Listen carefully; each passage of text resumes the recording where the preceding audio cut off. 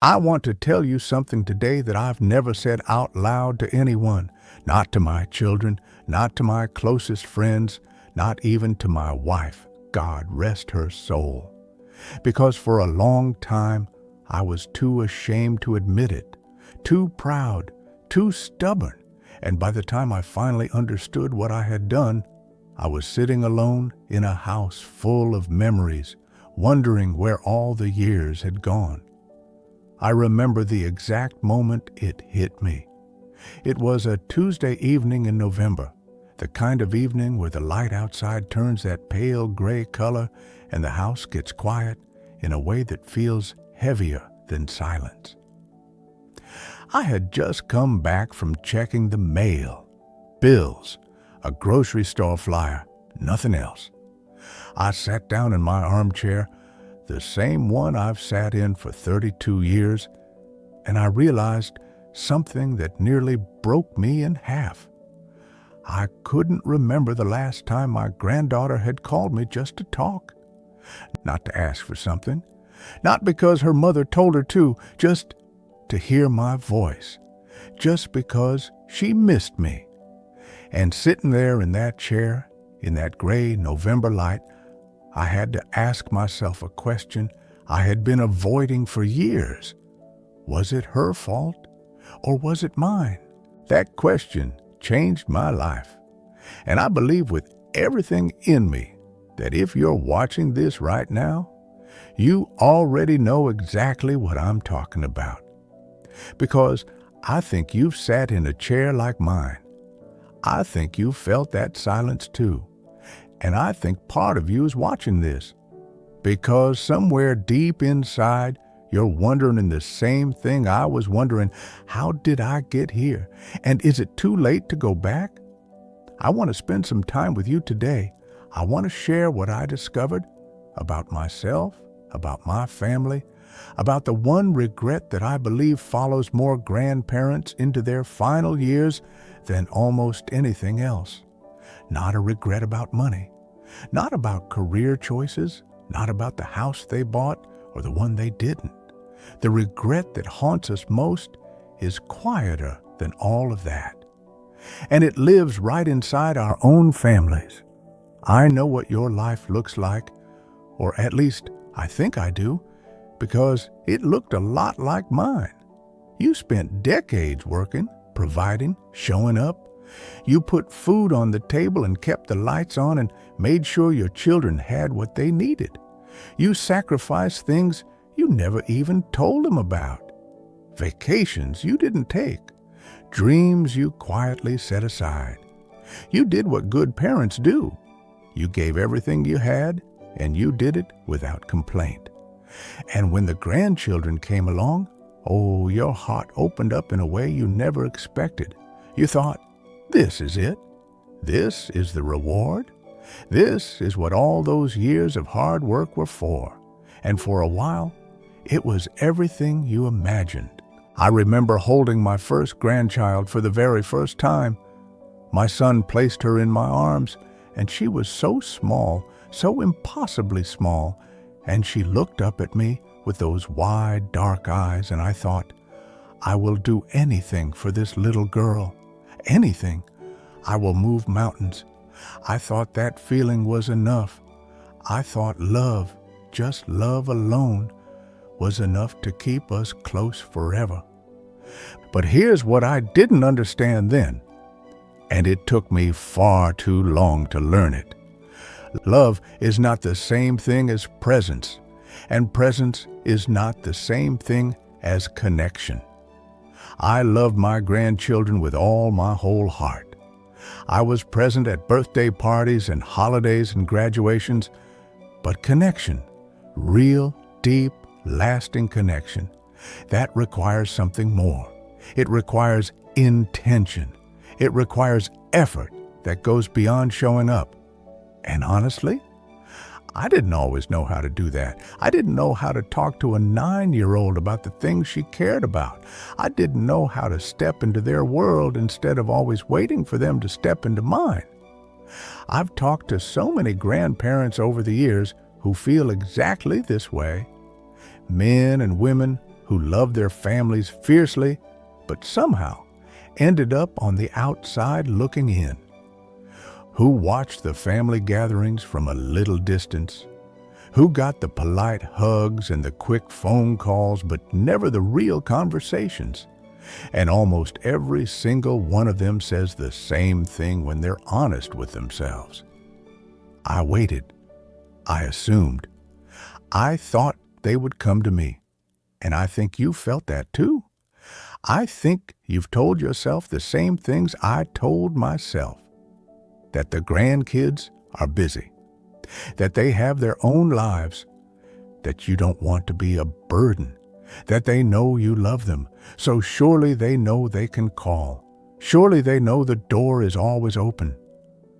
But here's the painful truth I had to face, and I'm going to share it with you gently, because I know it stings. Children, even grown ones, even grandchildren who love you, they follow the path of least emotional resistance. If the connection between you requires effort on their side and they're not sure how to reach you, they will drift. Not out of cruelty, not because they don't care, but because life is loud and fast and relentless, and if we don't actively build a bridge to the people we love, the distance grows on its own. Let me tell you about the moment I finally understood what I had lost, and how close I came to losing it forever. My granddaughter Emma was 13 when something shifted between us. Before that, she used to follow me around the yard when she visited. She'd help me in the garden, even though she had no interest in gardening whatsoever. She just liked being near me. She'd ask me questions about when I was young, about what things were like before she was born, and I'd tell her stories, and she'd laugh and say, "Grandpa, you're making that up." And I wasn't. Those Saturday mornings in the garden, those were some of the finest hours of my life. But somewhere around the time she turned 13, I noticed she stopped coming to the garden. She'd arrive at the house and go straight to the guest room with her phone. I told myself it was just the age. Teenagers pull away, everyone knows that. I told myself she'd come back around when she was older. I didn't push. I didn't try to understand what was happening inside her world. I waited, the way I always waited, patient and proud, and completely wrong. 3 years passed that way, 3 years of polite dinners and quiet holidays and hugs that felt a little bit like goodbyes. And then one evening, my daughter called me with something in her voice that I didn't like. She said, "Dad, Emma came to me today and she was crying. And she said she doesn't feel like she really knows you. She said she feels like a guest in your house." I had to sit down when I heard that. A guest in my house. This child I would have given my life for. This girl I had held in my arms when she was 3 days old. And she felt like a guest. I once came across something from a study done by researchers at Cornell University. They spent years tracking what grandchildren actually remember about their grandparents. And the finding that stayed with me, the one I keep coming back to, is this. Grandchildren don't primarily remember events. They remember feelings. They remember whether or not they felt genuinely seen and known by their grandparents, not the gifts, not the holidays, not even the big moments, the feeling of being truly known. And I had to sit with that, really sit with it, because I realized that I had been showing up for years, physically showing up, but I had never truly tried to know Emma, the Emma she was becoming, her fears, her friendships, her dreams, the music she loved, the things that made her feel embarrassed or brave or confused. I knew the little girl who used to follow me into the garden, but I had let the young woman she was growing into become a stranger. And I'm ashamed to admit this. I genuinely am. Because I was the adult. I was the one with the years and the wisdom and the understanding of how fast time moves. I should have known better. I should have tried harder. And instead, I waited and nearly lost her completely. I want to tell you what I did next, because this is the part that matters. This is the part I wish someone had told me 20 years earlier.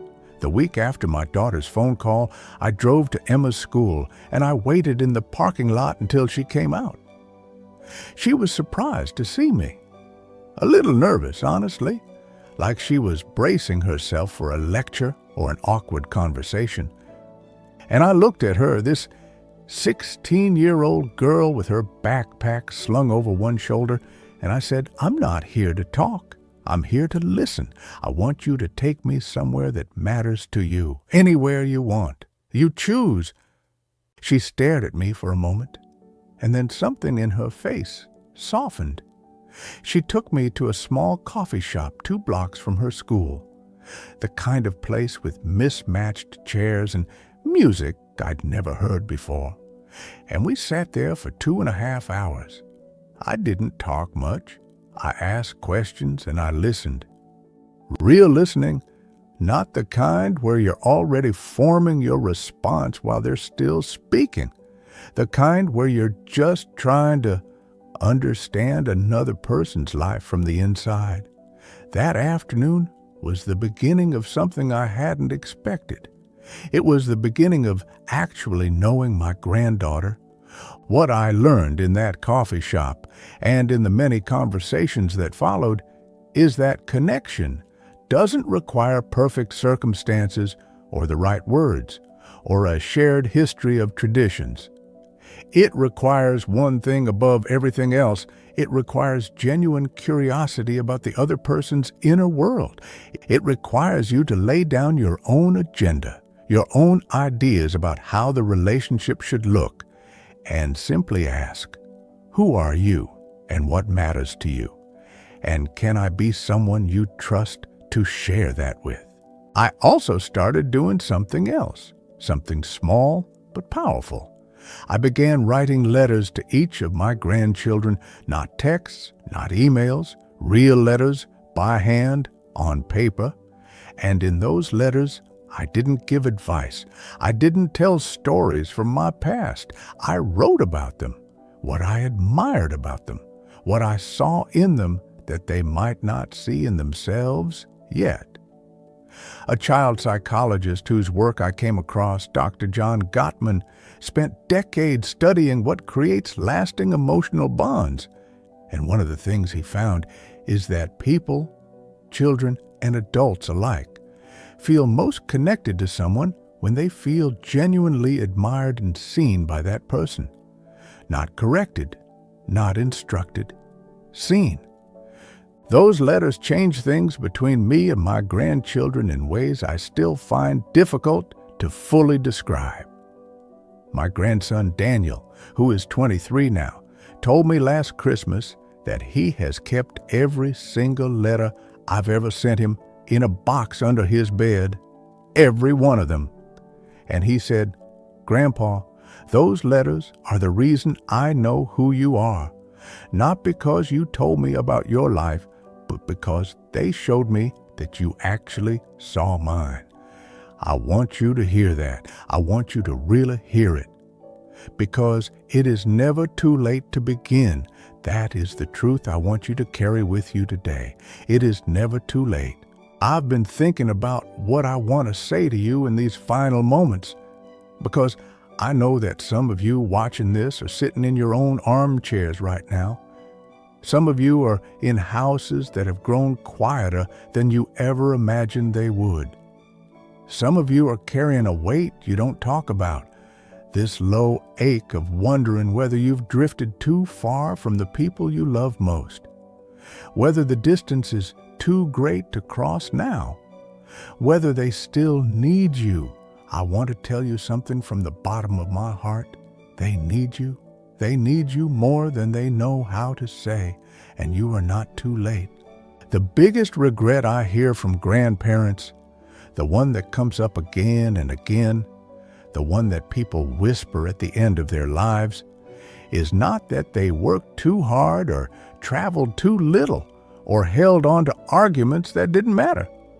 The deepest regret, the one that brings tears to the eyes of people in their final years, is this: I never truly let them know me, and I never truly tried to know them, not the real them, not the way I should have. We think love is enough. We think being there is enough. We think the fact that we would do anything for our grandchildren is somehow understood, somehow felt, somehow communicated through the air between us. But it isn't. People need to be pursued. They need to be chosen, actively, intentionally, over and over again. Your grandchildren need to know that you are curious about their lives, that you find them interesting, that you want to understand their world, even if it looks nothing like the world you grew up in. So here is what I am asking you to do today, not next week, not when things calm down. Today, I am asking you to reach out to one grandchild or one child or one person you love and have let grow distant. And I want you to say something true, something real. Not how are you, not the weather, not the polite surface words we use to fill the silence. Tell them something you've been meaning to say. Tell them what you see in them. Tell them you've been thinking about them. Tell them you'd like to know them better. Tell them the door is open. Tell them you love them, not as a formality, but as a man or woman who means it with every year they've lived. Because here's what I know to be true after all the years I've been given. The love we leave behind us is the only thing that truly lasts. Not the houses, not the money, not the things we accumulated or the achievements we were proud of. The love, the real kind. The kind that is built one honest conversation at a time, one letter at a time, one quiet afternoon in a coffee shop at a time. That is the legacy that endures. That is the thing your grandchildren will carry long after you're gone. Not what you gave them, but who you were to them. Whether you truly knew them, whether you let them truly know you. I came so close to missing that. I almost let pride and assumption and the quiet passage of time take it from me, but I didn't, and neither will you. Go make the call, write the letter, drive to the coffee shop. It doesn't matter how long it's been. It doesn't matter how much distance has grown. What matters is the next thing you do. What matters is that you choose them today and every day you are lucky enough to have. I'm rooting for you with everything I've got.